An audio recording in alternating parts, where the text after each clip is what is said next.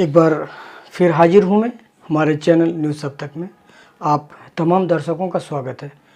आपको बता दूं कि पूरे देश में, पूरे दुनिया भर में मौसम अलग अलग अंदाज में है, लेकिन अगर बात भारत की करें तो भारत के अलग अलग राज्यों में लगातार बारिश है और सबसे ज़्यादा हिमाचल प्रदेश, उत्तराखंड, चमोली, जम्मू कश्मीर और हिमाचल प्रदेश, इन जगहों में लगातार कई दिनों से बारिश है और इस बारिश की वजह से देश के अलग अलग राज्यों में जनजीवन अस्त व्यस्त है।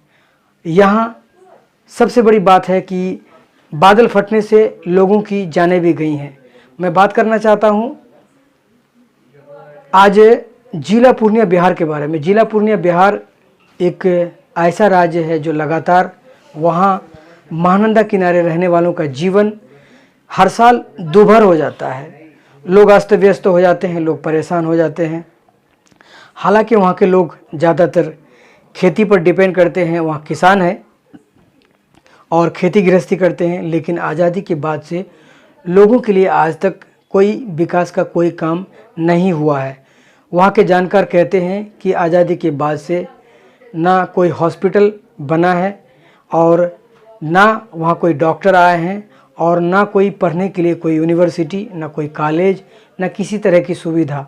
इसके बीच में आज़ादी के बाद से कई ऐसे एमएलएज आए, कई ऐसे मंत्रीज आए और कई ऐसे बड़े बड़े राजनेता आए, लेकिन सभी ने वादा किया लेकिन काम किसी ने नहीं किया, वादा किसी ने नहीं निभाया।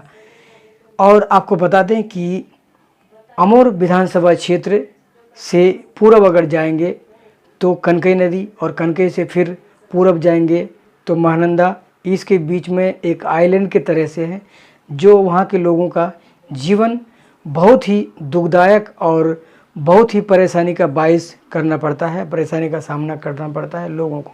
क्योंकि लोग अगर वहाँ के लोग, आइलैंड के लोग या उस टापू के अंदर से लोग अगर अमोर थाना, अमोर प्रखंड जाना चाहे तो वहाँ के लोगों को नाव पर बैठकर इस पार से उस पार जाना पड़ता है।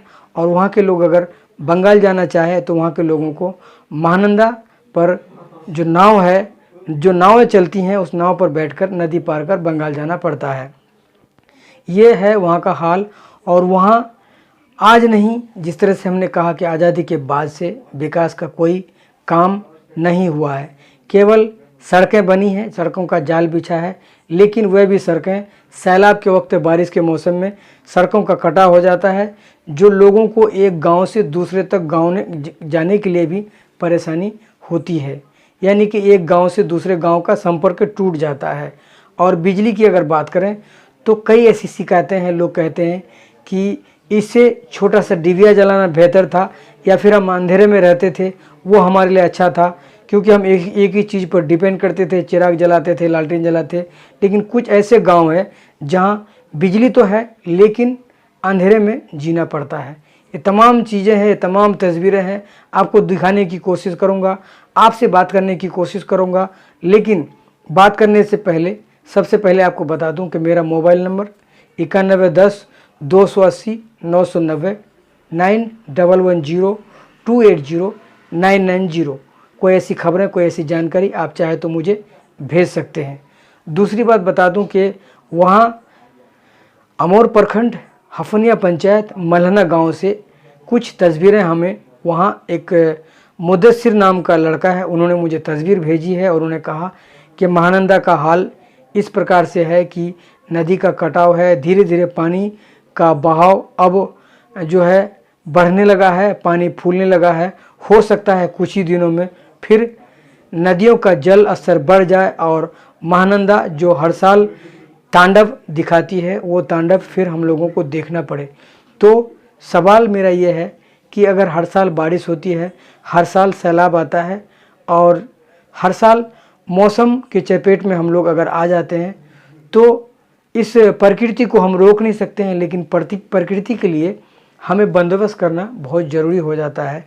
और दूसरी बात बता दूं कि एक रिपोर्टिंग के दौरान जिला अररिया जोकीहाट के शाहनवाज एमएलए से जब हमारी बात हुई तो उन्होंने कहा कि हमारे वालिद साहब जब थे तो उन्होंने कहा था कि हमारा सपना है कि महानंदा में दोनों तरफ बांध बने जो दूर तक जाए और लोगों को सुविधा मिले।